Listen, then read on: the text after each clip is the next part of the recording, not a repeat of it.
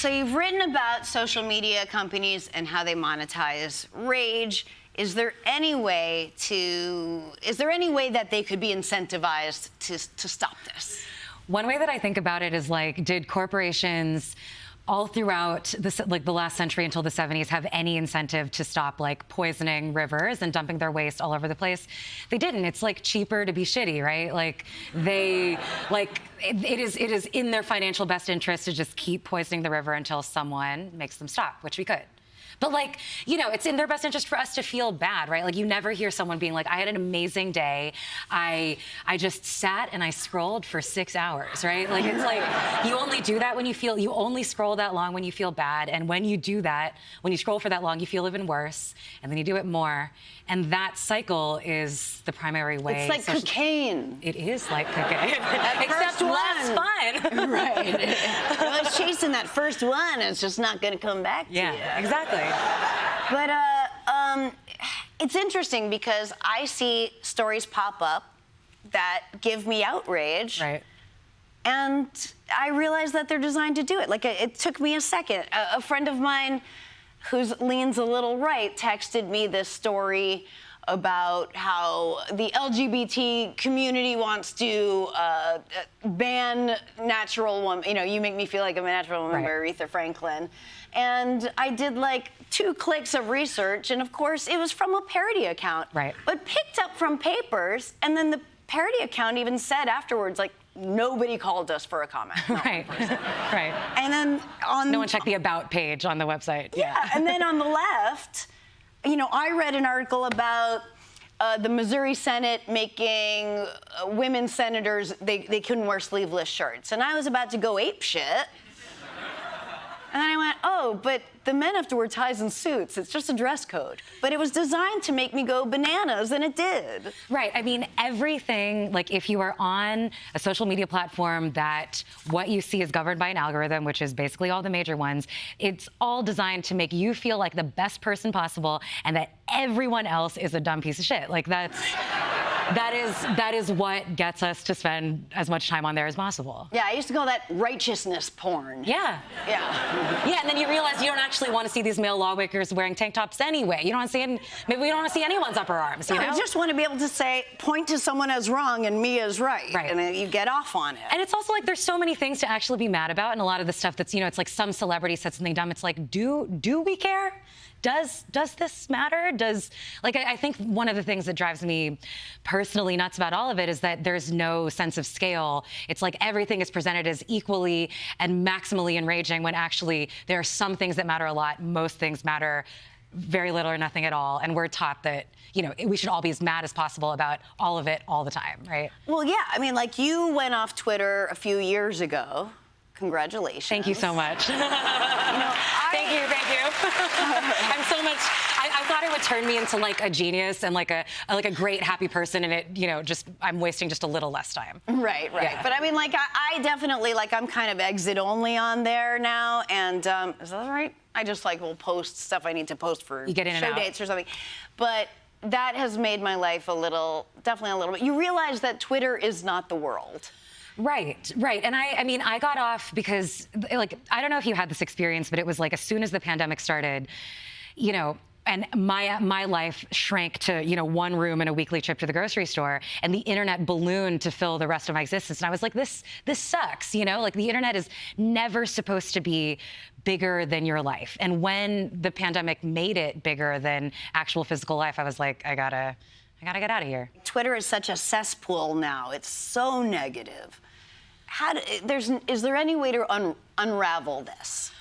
Well, I think that as long as these companies, the primary way they make their money is for us to spend as much time as possible on them, and the best way, as you were saying in that segment, for them to ensure that we spend as much time on them as possible is through all of the emotions that make us feel as bad as possible, self-righteousness and anger, and, you know, everyone getting as mad as possible as a group about something you're going to forget about the next day. As long as that is the economic model, there is no hope. But I think, you know, again, as with the corporations that were, you know, making all the fish die in the rivers, you can make them change. We could regulate this. Right. if we put pressure on our government, or Yeah, I mean, well, I think our government is like how does also nursing at the teat of 100%. like big tech, you know. 100%. So, I think one thing that's necessary is for people to remember that we can, we don't have to feel like, like the internet.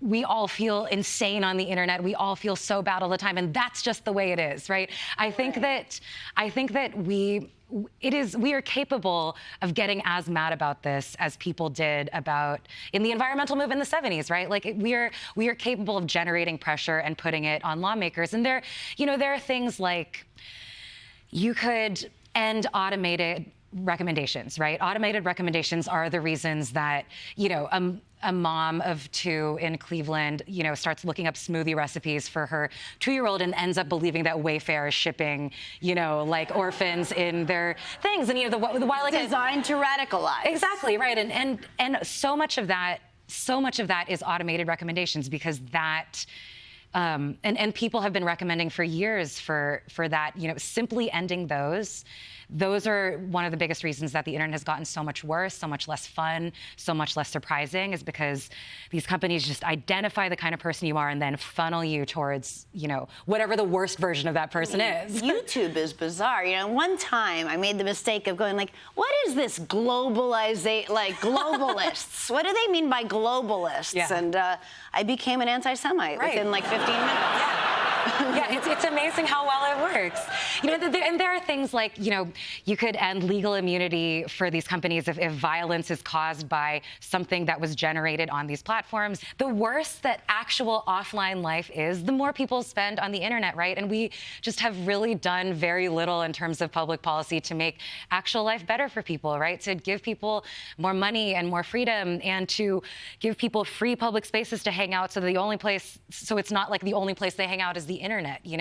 We've done so little to improve actual life that I think is one of the things that drives people over and over to just be like, for hours at a time. And I mean, I feel like a boomer saying that, but I feel like that would help a lot.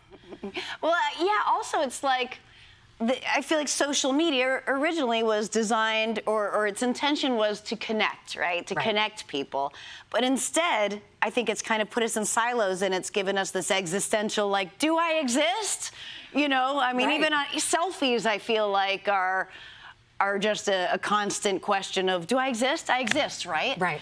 And, it's interesting. But there's anger, people make money from our anger. They get clicks from anger. But there's some good anger on the internet where people are organizing. Right. So how do you differentiate, but how do you keep the good anger and get us away from the shitty anger? Well, what you were saying about connection, it's like the version of connection that is generated through hate is not a kind of connection that makes sense in real life. It's only a kind of connection that is incentivized and sounds good on the internet, right? Like in real life, are we actually like, oh, I want to spend 6 hours like face deep in, in the business of someone I hate? No, right? Like we do our business based on like affinity and the things that we care about and the things that we like positively want. And I think about, as much as I think the internet as it's structured right now is kind of inevitably an existential and civic net negative, that there are still these things. I mean, you think about the protests summer 2020, they wouldn't have turned into what they became, right? With like a quarter of Americans, hitting the streets at some point if it wasn't for like a continual stream of videos on Twitter of police brutalizing the protesters at the police brutality protests, right? Like these, there is still like radical potential. You think about what people are doing with abortion access right now on the internet, forming these underground networks and getting people to travel across state lines and making sure anyone can get pills who needs them.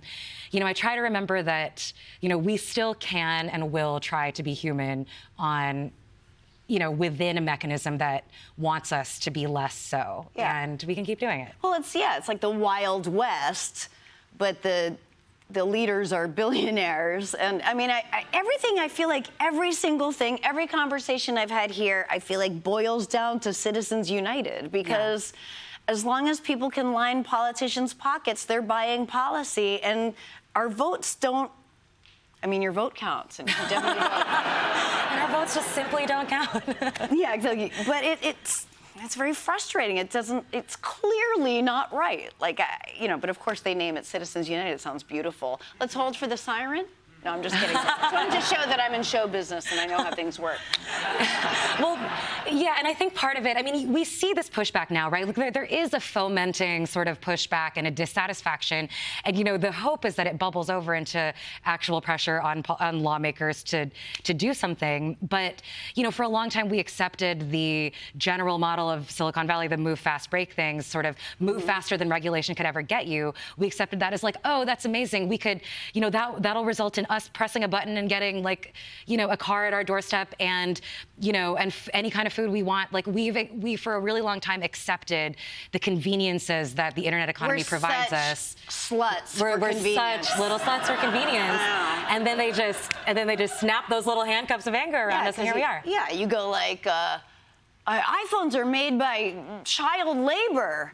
I'm gonna order let's see. stuff. Yeah, I'm gonna seamless. click to order. Like Amazon. Yeah. I'm gonna. I was like, no one's boycotting Amazon. It's too convenient. Yeah, but the thing is, you can, and I think that the real first step in all of this is remembering I have to have. It's very Orwellian. I have a program called Self-Control on my computer and a program called Freedom on my phone. And those things, because I have neither, and both of those things lock me off of social media for like 15 hours a day. And I have needed to do that because I'm such a little slut for all the things that makes me mad.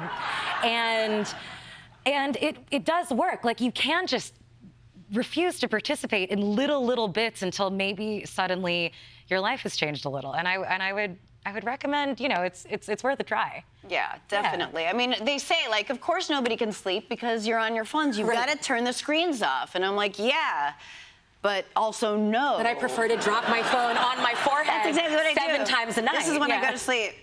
Oh, okay. How do we fix the internet? Is there any hope in all of this? Yeah.